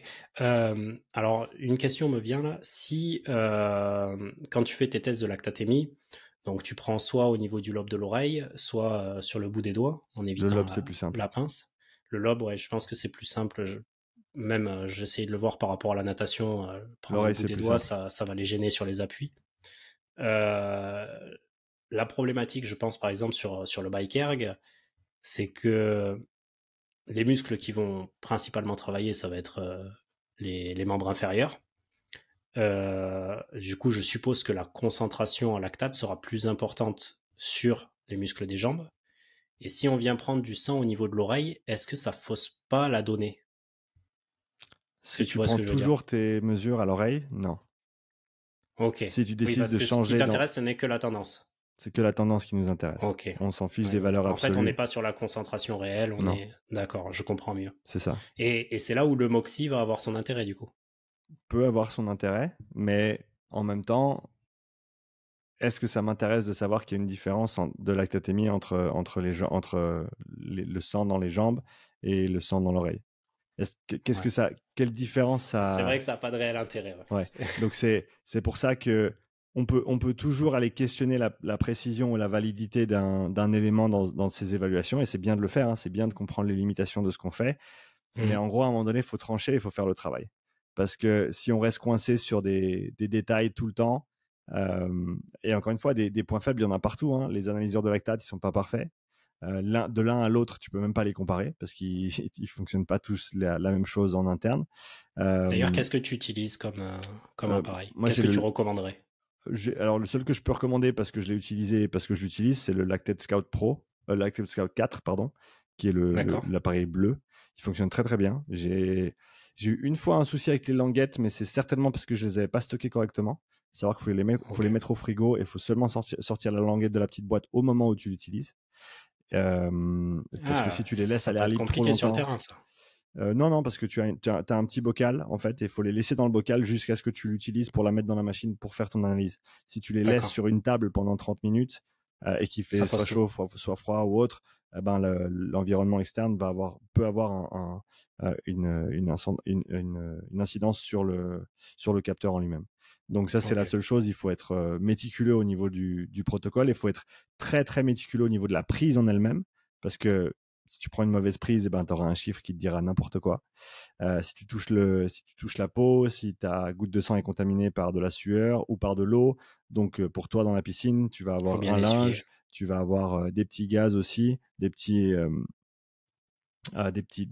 trucs pour essuyer, pour faire en sorte que en gros l'oreille elle soit complètement sèche avant de faire ta prise. Et ça, je pense que c'est le nerf de la guerre quand tu fais des analyses de lactate, c'est la qualité de la prise. Maintenant, j'en suis à un stade où j'en ai fait tellement, et parce que je mets en place aussi l'environnement mais des mauvaises, entre guillemets, mesures de lactate que je dois refaire une deuxième fois, il y en a une peut-être toutes les 50 ou 70 prises. Avant, c'était une ou deux fois par test. Je suis pas sûr si j'ai pris une bonne mesure, du coup, je la refais. Ah Mais mince. donc, je pense qu'il faut beaucoup s'entraîner. Faut pas avoir peur de dépenser quelques sous avec 2 ou 3 boîtes de languettes et Oui. pratiquer à faire la mesure de la manière la plus précise possible, parce que ça va avoir une énorme incidence sur la qualité des data et de ce que tu vas pouvoir en faire ensuite. Ok. Et quand tu récupères au niveau du lobe de l'oreille, tu piques une fois et tu reprends une goutte toujours au même endroit ou tu repiques à chaque fois? En général, j'ai pas besoin de repiquer à chaque fois. En général, Ok. j'arrive en essuyant de manière un petit peu engagée, on va dire, l'endroit de la prise précédente, et ensuite en appuyant, tu arrives à ressortir une goutte, tu essuies toujours la première goutte, voire la deuxième, même si tu penses que ça peut être contaminé, et ensuite tu prends sur la deuxième ou la troisième goutte. Et sur une évaluation où je fais une douzaine de mesures en tout, ça arrive souvent qu'à la fin de l'évaluation, je doive refaire une piqûre. Certainement pour la raison que j'ai mentionnée tout à l'heure, qui est la vasoconstriction sympathique dans Mhm. la périphérie, là où c'est pas utilisé pour fournir l'effort, donc dont l'oreille fait partie. Et donc des fois, il faut faire une deuxième petite piqûre, parce que sinon t'as plus assez de sang. Ok. Et sur le plan réglementaire, alors je sais pas comment ça se passe en Suisse. Faudra peut-être que je me renseigne auprès de l'ARS. Est-ce que t'as pas quelque chose réglementairement? Parce que, Oui, en fin de compte, on rentre dans la peau, donc ça, légalement parlant, ça peut être considéré comme du viol. ouais. Est-ce qu'il faut avoir l'accord d'un médecin, de l'ARS? Il faut, Comment ça il se faut passe? faire partie du corps médical en tout cas faire un trou dans la peau. C'est pour ça que c'est pas moi qui fais le trou dans la peau. Ah, C'est la d'accord. personne qui Ok. tient le lancer et qui fait son propre trou. Donc c'est pas moi qui va percer la peau. Et donc, techniquement, c'est pas une intervention médicale à ce stade-là parce que chacun fait ce qu'il veut avec sa peau. Exactement. Exactement. Non, mais c'est bon à savoir. C'est légalement parlant, c'est je te donne ce qu'il faut pour te percer, mais c'est toi qui fais la Mhm. piqûre. Sinon, il faudrait qu'il y ait un médecin ou un soignant dans la salle. C'est ça. Et qu'ils le fassent eux-mêmes. Que le médecin ou le soignant fasse la prise Oui, directement. que ce soit lui qui le fasse. Mhm. Ok. Oui, parce que même si il est là, mais que c'est toi qui le fais, il y a toujours le risque. C'est ça. Ok. Euh, Est-ce que tu pourrais nous parler un petit peu du coup des facteurs limitants? Parce que l'intérêt de faire un profilage physiologique, c'est de savoir qu'est-ce qu'il faut entraîner. Et du coup, comment tu fais pour savoir si ce qui limite, c'est cardiovasculaire, si c'est respiratoire, si c'est musculaire? Je pense que déjà d'entrée de jeu, ça va grandement dépendre de la population avec laquelle tu travailles.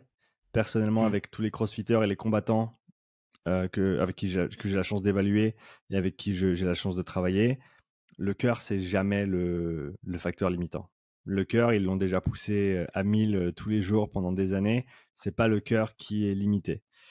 Et donc, ça ne veut pas dire qu'il ne peut pas être limitant, mais dans ce cas concret de sportifs déjà bien entraînés, qui font beaucoup de haute intensité, virtuellement, ça va jamais être le cœur qui est limitant. Donc, D'accord. c'est ensuite soit les jambes, soit l'aspect respiratoire. Et comment je fais pour départager ça? C'est très très simple.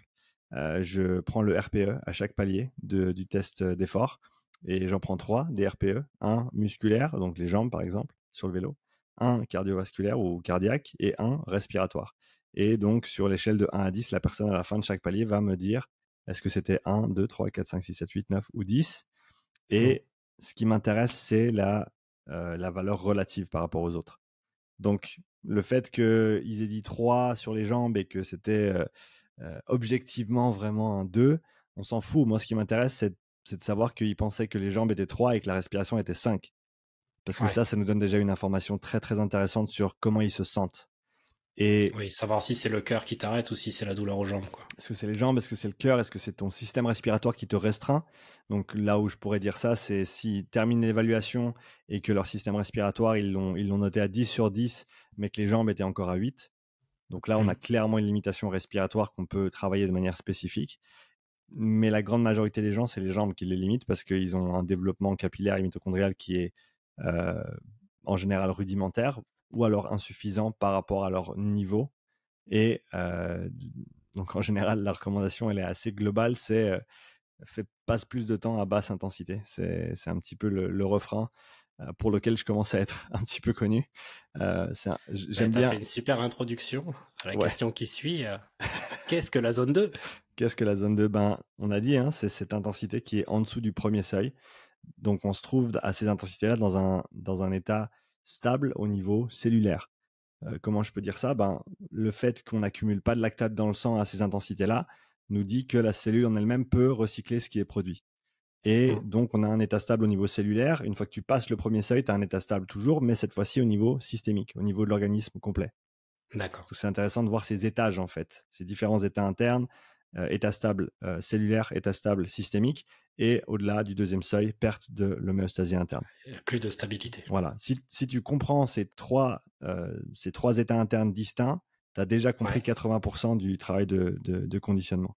Et donc la zone 2, c'est un état interne stable au niveau cellulaire, c'est-à-dire que c'est quelque chose qui n'est pas du tout contraignant, ni au niveau métabolique, ni au niveau nerveux.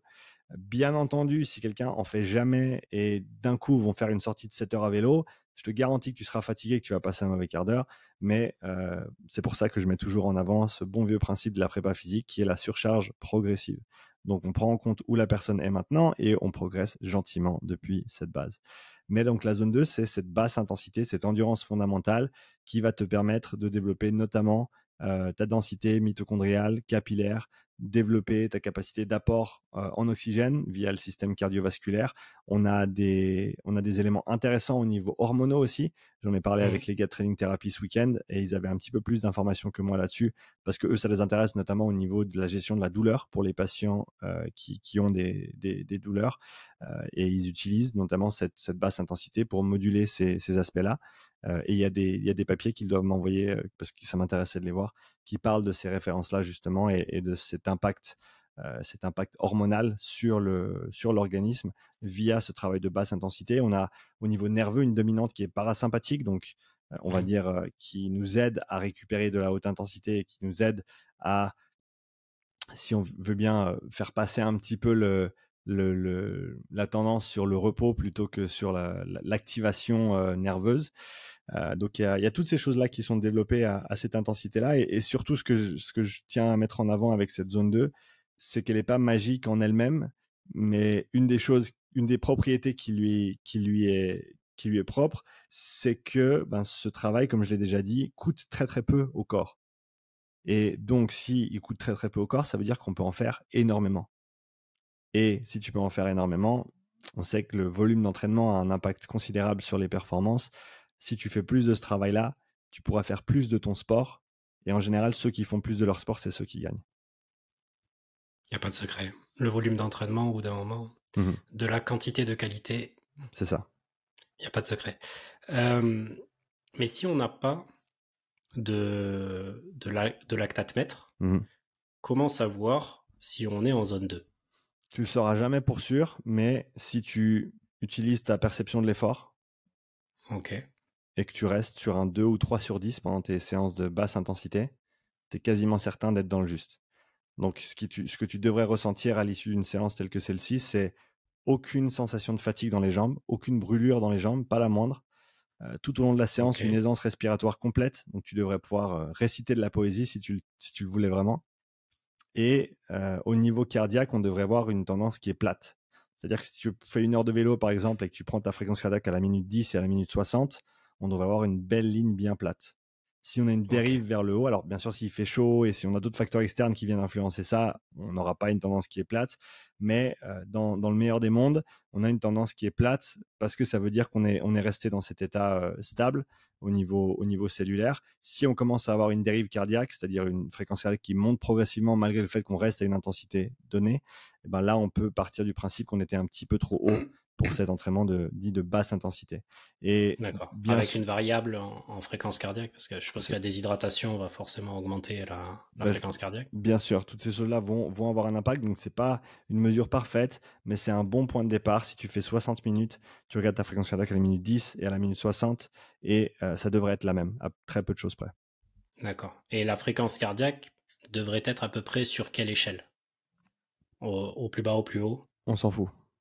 D'accord. Et la raison pour laquelle je te dis ça, c'est que il y a une pratique qui est de déterminer les zones via des pourcentages de fréquence cardiaque maximale.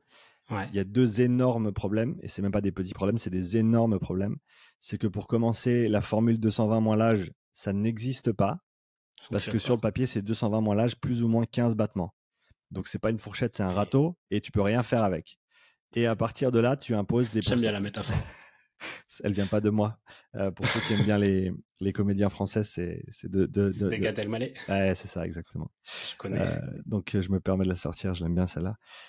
Et le deuxième problème, c'est qu'on vient ensuite imposer des pourcentages fixes de fréquence cardiaque maximale à cette mesure arbitraire qu'on vient de prendre, 220 moins l'âge.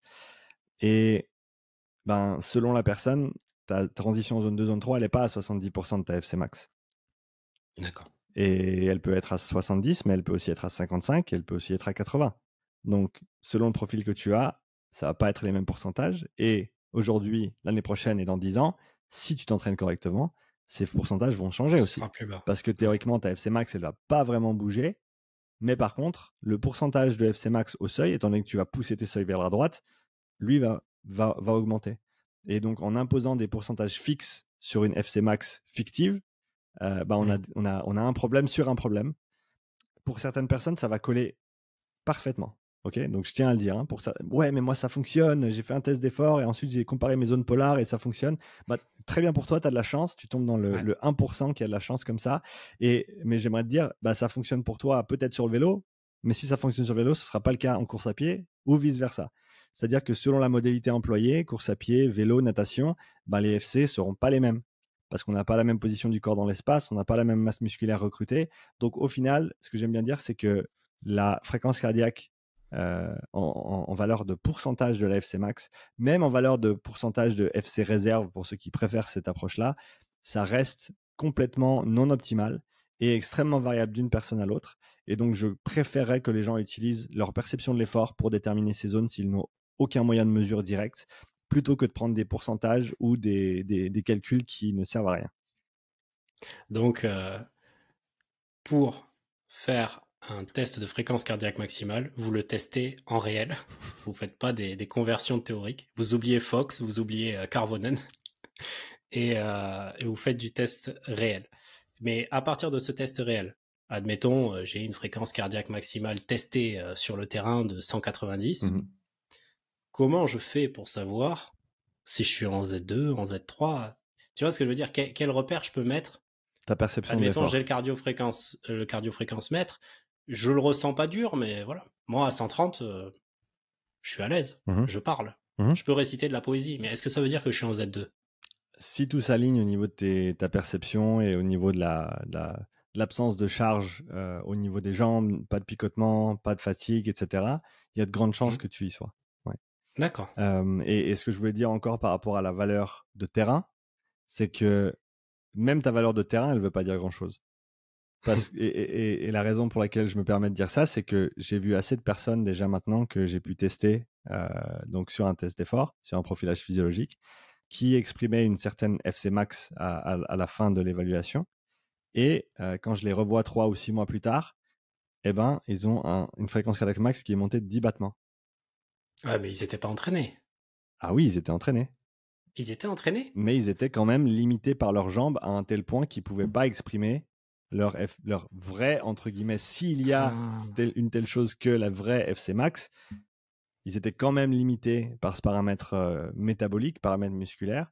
Et ce qui fait qu'on n'a pas pu voir cette FC max, ou en tout cas pas la même sur le premier et le deuxième test. Donc au final, on s'en fiche un petit peu de cette FC max, elle nous dit pas grand-chose. Là où elle va peut-être pouvoir nous dire quelque chose, c'est si on est sur un certain type de séance, qu'on a des références de fréquence cardiaque pour cette séance-là dans le passé, et si on a des variations de fréquence cardiaque, soit vers le haut, soit vers le bas, de manière importante, sur une séance qu'on a déjà fait dans le passé et pour laquelle on a des valeurs. Et là, c'est intéressant parce qu'on peut maintenant comparer, on peut faire le lien avec son RPE, et là, on peut commencer à tirer des conclusions intéressantes, ou en tout cas avoir la puce à l'oreille si tu as des valeurs, disons, tu as fait une séance de type tempo de, je sais pas, 3 fois 15 minutes, 3 fois 20 minutes, tu as tes valeurs de lactatémie et de fréquence cardiaque pour chacun des blocs de 15 ou 20 minutes de séances passées, et tu vois que tout d'un coup, ta FC, elle est 5 à 10 battements plus bas que d'habitude, et ton lactate, il ne monte pas autant que d'habitude pour une intensité donnée, et que ton RPE est plus haut que d'habitude, bah, tu peux être quasiment certain que ton corps est fatigué, et que c'est peut-être bien d'écourter la séance et d'aller te reposer un petit peu, parce que tu ne vas pas en tirer autant que ce que tu aurais fait les autres fois. Donc là, ça devient intéressant de comparer. Mais encore une fois, il faut un environnement d'entraînement qui est très, très contrôlé, parce que la moindre variation de température, d'humidité, toutes ces choses-là vont avoir une influence sur la fréquence cardiaque de manière assez drastique. Et donc, c'est, au final, je trouve assez difficile de se fier de manière extrêmement précise à la fréquence cardiaque, parce qu'il y a une telle variation d'un jour à l'autre. Ok. Et il faut toujours lier, en fin de compte, le test physiologique, le social, le rapport de ressenti de l'effort et le terrain. C'est ça. quelle était l'intensité. Et en fait, avec la liaison des trois, tu peux savoir s'il est fatigué, s'il peut aller plus loin, Exactement. si c'est psychologique ou si c'est physiologique déjà. Voilà. Et dans le meilleur des mondes, tu as ces 3 paramètres: performance, physiologie, perception. Ça vient de Steven Seiler, qui est un des grands-pères des sports d'endurance. Et en gros, il faut une mesure. Si tu veux avoir le plus de précision possible sur la quantification de charge de ta séance, il te faut une mesure de puissance ou de performance, une mesure physio et une mesure de perception également pour trianguler. Ok. Tu as dit quelque chose aussi qui était intéressant, c'est que la fréquence cardiaque maximale sur le test pouvait varier alors que c'était des individus entraînés. Ça veut dire que techniquement, il faudrait faire passer le test sur leur entraînement, en fin de compte. Quelqu'un qui fait du vélo, le faire sur un bike erg, ça pourrait être intéressant. Par contre, quelqu'un qui est spécialiste de rameur, le faire sur un bike erg, ça va peut-être pas être intéressant parce qu'il va avoir les jambes qui vont flancher avant d'être en fréquence cardiaque maximale. Ça dépend pourquoi ça dépend comment tu vas utiliser les informations derrière. D'accord. C'est-à-dire que non, on ne pourra pas transférer une évaluation du vélo vers le rameur. Donc Mmh. clairement, si tu veux des valeurs sur le rameur, il faut faire le test sur le rameur. Mais cependant, un gars qui fait de l'aviron aura tout intérêt à développer sa condition physique générale. Et le vélo, c'est une des modalités qui est couramment employée en aviron. Et donc d'avoir une évaluation sur le vélo, en plus d'une évaluation sur le rameur, peut être très très intéressant dès le moment où tu as des volumes d'entraînement qui sont conséquents. Tu vas passer une grande partie de ta semaine sur le vélo. Et donc tu as meilleur temps d'avoir des valeurs de référence qui sont correctes pour toi pour faire le meilleur travail possible. OK. Oui, mais dans un cadre de développement physiologique, Voilà. plus que dans un cadre de testing. Je le vois par exemple pour le milieu aquatique. Mhm. Si je fais sprinter un nageur dans l'eau, il atteindra jamais la fréquence cardiaque, le 100% de fréquence cardiaque maximale que si je le faisais courir sur piste. Parce qu'il y a des paramètres de frottement et de ralentissement dans l'eau, il y a énormément de muscles qui sont mis en jeu, il y a un paramètre respiratoire qui fait qu'il y a une petite apnée sur la ventilation, qui empêche la fréquence cardiaque d'aller vraiment à son 100%. Et quand je parle d'un 100% dans l'eau, on est plutôt à un 95% sur un test comme je pourrais faire avec un Vameval, un semi-Cooper ou autre. Et du coup, il faudrait que mes testings se fassent dans l'eau pour avoir des valeurs de référence. Si je m'amuse à le mettre sur un wet bike, pour avoir des valeurs en fréquence cardiaque et essayer de les retransmettre dans l'eau, c'est sûr que je vais l'achever, quoi. Ça sert à rien. Ça sert à rien. Et dis-toi que tu as mentionné plein de facteurs qui sont importants quand on parle de variation de fréquence cardiaque d'une modalité à l'autre. Et il est couché aussi. Le facteur de Aussi. gravité est extrêmement important. Tu passes de assis à debout, c'est plus la même fréquence cardiaque. Et ben encore Mmh. plus quand tu passes de couché à debout. Donc déjà, rien qu'avec ça, tu as une différence d'en tout cas 10 battements qui va être présente, sans même parler de l'effort en lui-même. Ok.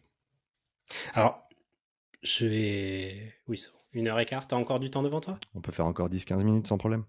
Ça marche. Je voulais qu'on revienne un petit peu sur la zone 2. Donc, on connaît son importance. Quel est l'intérêt physiologiquement de faire de la zone 2? Qu'est-ce que ça va développer? Tes mitochondries, tes capillaires, ta capacité de vasodilatation, la taille et certainement l'épaisseur aussi de ton ventricule gauche au cours des mois et des années d'entraînement, bien sûr. Ouais. Et indirectement via le développement de ta capacité mitochondriale, ta capacité d'oxydation des graisses, donc d'épargner ton glycogène, en sachant qu'on a beaucoup plus de réserves de graisse que de réserves de glycogène dans le corps, et Mmh. que en gros, il faut garder ton glycogène pour quand on a vraiment besoin, pour quand faut mettre le pied au plancher, faut lancer, faut envoyer la sauce et essayer d'aller gagner la course, et que plus tu peux passer du temps à épargner ton glycogène, donc à ne pas l'utiliser, et plus tu en auras à la fin et plus tu pourras faire un sprint qui est intéressant. Et donc ça vient notamment par le fait d'utiliser des graisses comme substrat plutôt que les sucres. Exactement. D'ailleurs, j'ai lu récemment dans un de tes articles que le fait d'avoir un taux de lactate haut empêchait ou diminuait le taux d'utilisation d'acides gras Mhm. par les mitochondries. Il Donc en semblerait, fait, ouais. le lactate vient saturer le cycle de Krebs, en fin de compte, qui nous évite de puiser dans les graisses. Donc en fait, tant qu'on n'a pas totalement usé nos sucres, on peut pas user nos graisses. Mhm. Et le fait de s'entraîner en zone 2, est-ce que ça permettrait justement de garder un taux de lactatémie assez bas et du coup de puiser un peu plus dans les graisses? Oui, parce Ça a que été démontré, ça a été, c'est un fait. ça a été démontré. Et la manière dont j'ai compris ça, et ça fait pas longtemps que je l'ai compris, j'ai essayé de chercher l'information pendant très longtemps et je la trouvais pas. La question pour moi, c'était qu'est-ce qui fait que ton corps utilise plus de graisse?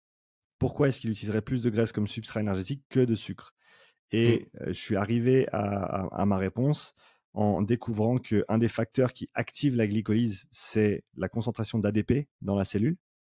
Ouais. Donc, comme tu le disais avant, hein, tu l'as bien décrit, on casse l'ATP pour en extraire l'énergie qui est stockée dans les liens chimiques entre les molécules, les atomes de phosphate. Et on a ensuite soit de l'ADP, soit de l'AMP même. Et cet Oui. ADP qui va venir s'accumuler dans la cellule est un facteur qui signale au corps ou à la cellule d'engager la glycolyse. Il s'avère que si tu as plus de mitochondries, la mitochondrie, il faut presque l'avoir comme un bâtiment. C'est-à-dire que si tu as une toute petite maison, bah, tu as une porte devant, une porte derrière. Et si tu Mm. as plein de gens qui essayent d'entrer dans la maison en même temps, bah, ça ne va pas vraiment le faire. Il va y avoir un embouteillage. Et cet embouteillage, on peut le nommer comme étant une accumulation d'ADP. Quand tu effectues un travail D'accord. musculaire, tu décomposes ton ATP, tu as de l'ADP qui s'accumule.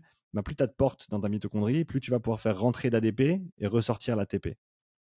Et donc maintenir un ratio ATP-ADP qui est haut dans la cellule. Si La métaphore est claire. Voilà. Et donc, si maintenant on prend le cas d'un cycliste professionnel qui a passé des années et des années à développer ses mitochondries, lui, il n'a plus une petite maison, mais il a un hangar carrément. Et le hangar, il y a des portes tout le long des 4 murs du hangar, ce qui fait que dès le moment où tu as un ATP qui est créé, on va dire, dans la cellule via cette décomposition de l'ATP, il va tout de suite rentrer, tout de suite ressortir en ATP, et on va garder ce ratio ATP-ADP très très haut à une intensité donnée, pour une consommation d'oxygène donnée. Et étant donné que tu gardes ce ratio ATP-ADP haut dans la cellule, tu vas pas activer cette glycolyse. Et si tu n'actives pas cette glycolyse, ton corps, il faut bien qu'il remplisse, comme tu l'as dit, ce cycle de Krebs pour donner ces NADH et ces FADH2. Il faut bien qu'on en génère parce que sinon, on ne peut pas ensuite les employer dans cette chaîne, dans ce système de transport des électrons. Et donc, ils vont venir d'où? Ils vont venir des graisses.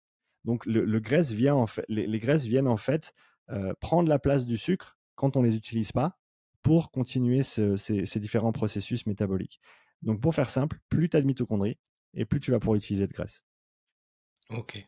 Et pour construire ce fameux bâtiment mitochondrial, il faudrait combien de temps d'effort en zone 2 par séance et combien de volume d'entraînement hebdomadaire pour qu'il y ait un réel bénéfice physiologique?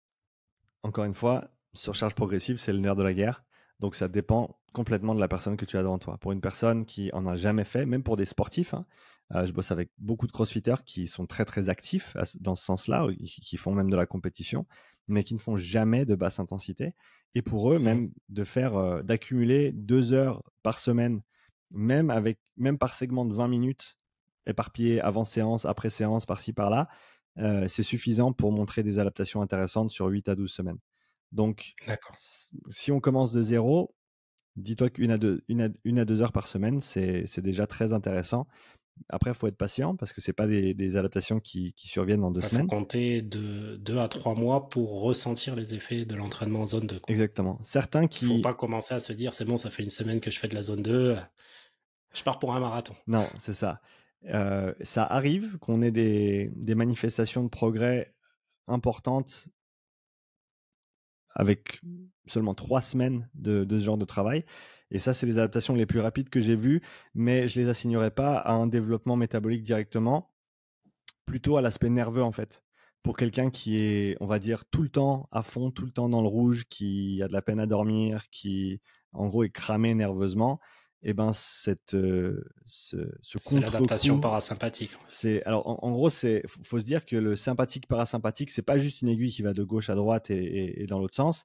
C'est un système sympathique qui est tout le temps activé et c'est un frein parasympathique en fait qui vient bloquer l'activation sympathique. Mais donc si t'as pas ce frein parasympathique parce que tu es tout le temps dans le sympathique et tu sais pas te reposer, pour faire simple, ben ce frein il est inexistant. Et donc juste avec 2 heures par semaine pendant 2-3 semaines, il semblerait que c'est suffisant pour revivifier un petit peu ce frein parasympathique et faire en sorte que tu puisses maintenant basculer entre fight or flight et rest and digest, ou on va dire des activités intenses et ensuite une récupération. Parce que c'est ça qui est intéressant, c'est cette variabilité entre les deux états. C'est pas juste de pouvoir accéder l'un ou l'autre, mais c'est de pouvoir faire celui qui nous est utile au bon moment. Donc, j'ai vu des adaptations plus rapides que 2-3 mois, mais en général, je dirais qu'il faut être patient, il faut faire le travail, et c'est dans la durée de toute façon que les effets vont se produire. Ok. Alors, autre question, dans les adaptations physiologiques, de ce que j'ai pu lire, j'ai cru comprendre qu'au niveau de la typologie musculaire, il était envisageable de transformer des fibres de type 1, de fibres de type 2, pardon, en fibres de type 1, en rajoutant de la vascularisation, donc en augmentant le taux d'hémoglobine et le nombre d'enzymes glycolytiques, donc ce qui affine un petit peu les fibres. Est-ce que le fait de travailler énormément en Z2 va pas provoquer un changement typologique musculaire, ce qui pourrait être en fin de compte néfaste pour des entraînements, enfin, pour des spécialistes de force, comme des powerlifters ou des haltérophiles. Seulement si tu le fais beaucoup, beaucoup, pendant très longtemps et que tu fais rien d'autre. D'accord. Ton corps, il est très, très fort à s'adapter au stimulus que tu lui imposes. Donc, s'il voit que on fait que de la basse intensité, qu'on n'a jamais besoin de produire de force, qu'on n'a jamais de recrutement neuromusculaire important, eh ben, on va s'adapter et on va changer notre structure pour être plus efficient, pour être plus à même de compléter la tâche qui nous est imposée chaque jour. Si cependant tu maintiens tes activités de force, de puissance, d'explosivité, bah, tu n'auras aucun problème parce que ces structures-là vont être sollicitées, vont être recrutées, vont être utilisées, vont être amplifiées, vont être maintenues en parallèle aux structures de basse intensité ou aux structures de type 1, de fibres lentes, que tu vas développer via l'endurance fondamentale. Et je pense que c'est même là où il peut y avoir un intérêt conséquent pour ces sportifs qui ont des événements qui sont très très courts et très demandants nerveusement, bah, c'est d'avoir cette base de fibres de type 1 qui est bien développée pour leur permettre de mieux récupérer, pour leur permettre de travailler plus, pour leur permettre de résister à la fatigue.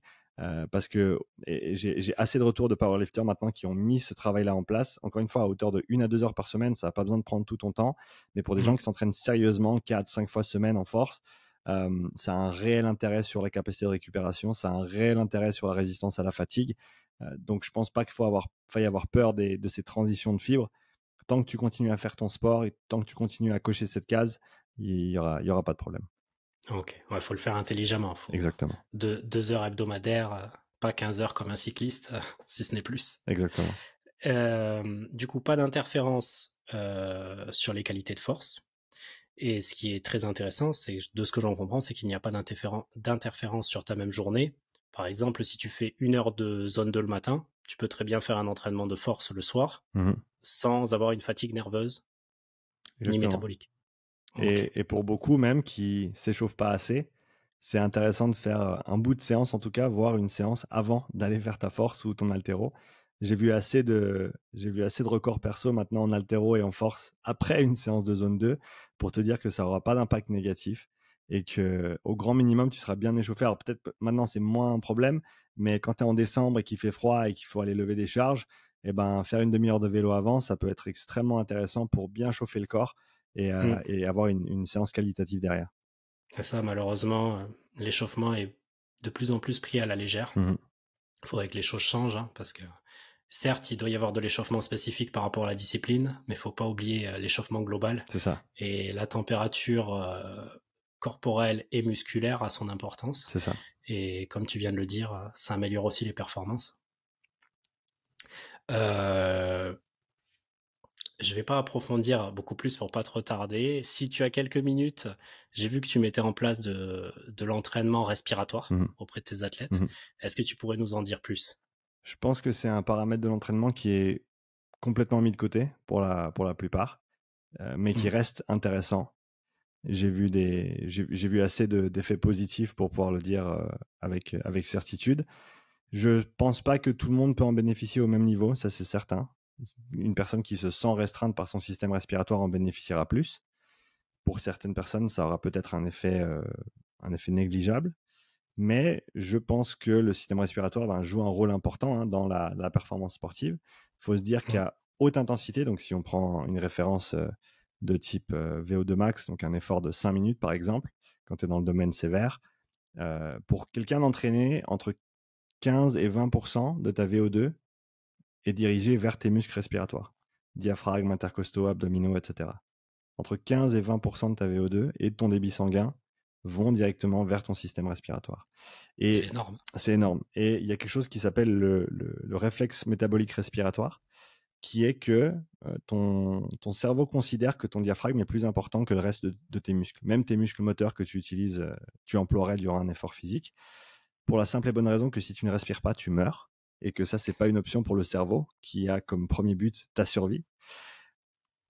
Donc, ce qui se passe quand ton diaphragme fatigue, c'est que ton cerveau va très intelligemment rediriger le flux sanguin, cette fois-ci pas depuis la périphérie des muscles non impliqués vers les muscles impliqués, mais depuis les muscles impliqués vers le diaphragme. Ce qui a une incidence négative sur les performances sportives, parce que si tu as moins de sang dans les jambes pour faire le travail alors que tu pédales, ça va coincer. Et ça, ils l'ont démontré de manière assez assez élégante en assistant quelqu'un au niveau de la respiration avec un respirateur mécanique durant un effort intense. Et ils ont pu montrer que par rapport à un effort où tu n'as pas d'assistance au niveau respiratoire, le flux sanguin au niveau des jambes est plus important et la performance sportive est améliorée également. Donc, on peut se dire qu'avec le continuum dans l'autre sens, si tu contrains tes muscles respiratoires via de la fatigue qui est accumulée parce qu'ils ne sont pas assez endurants, par exemple, ou parce que tu as une charge externe comme un gilet lesté qui va venir empêcher ou contraindre le mouvement de respiration et charger ce mouvement de respiration véritablement, eh ben, on va avoir une diminution de la performance sportive. Donc, rien qu'à ce niveau-là, je pense que c'est intéressant de le considérer, sans même parler de tout l'aspect de la conscience et du contrôle respiratoire. Savoir manipuler sa respiration a son avantage selon la situation dans laquelle on se trouve. Savoir quand il faut hypoventiler, donc respirer peu, savoir quand il faut hyperventiler, donc respirer beaucoup, savoir comment manipuler le CO2, savoir comment utiliser tous ces paramètres-là, et bien sûr entraîner ton système respiratoire, tes muscles, véritablement, parce que c'est des muscles comme les autres, ça s'entraîne, ça se contracte et ça s'entraîne, au niveau de leur coordination, au niveau de leur amplitude de mouvement, au niveau de leur résistance, donc leur force. Je pense que toutes ces choses-là peuvent être abordées et devraient être abordées, en tout cas pour les personnes que ça restreint, clairement, et ou pour les personnes qui sont intéressées par cet aspect de la performance et qui souhaitent le développer. Ok. Oui, sans oxygène, de toute façon, on va pas bien loin. C'est ça. Et voilà, sachant que le cerveau, c'est des neurones et que les neurones sont des cellules glucodépendantes, tout comme les hématies, c'est-à-dire qu'ils utilisent principalement le glucose pour se nourrir et qu'on a besoin de resynthétiser du glucose pour pouvoir les nourrir. Et on a besoin d'oxygène pour pouvoir les resynthétiser. Donc, c'est un cercle vertueux. La boucle est bouclée. Exactement. Mais d'ailleurs, si vous mettez quelqu'un en cabine hypoxique ou au travail en altitude, vous lui faites un travail aérobie au moment où il désature, il va perdre énormément en lucidité. Oui. Bon, mais je vais pas te retarder plus longtemps. S'il y en a qui souhaitent te contacter, par quel biais ils pourraient le faire ? Mon site internet, upsidestrength.com. Ok. Je mettrai le lien directement dans la description. Merci.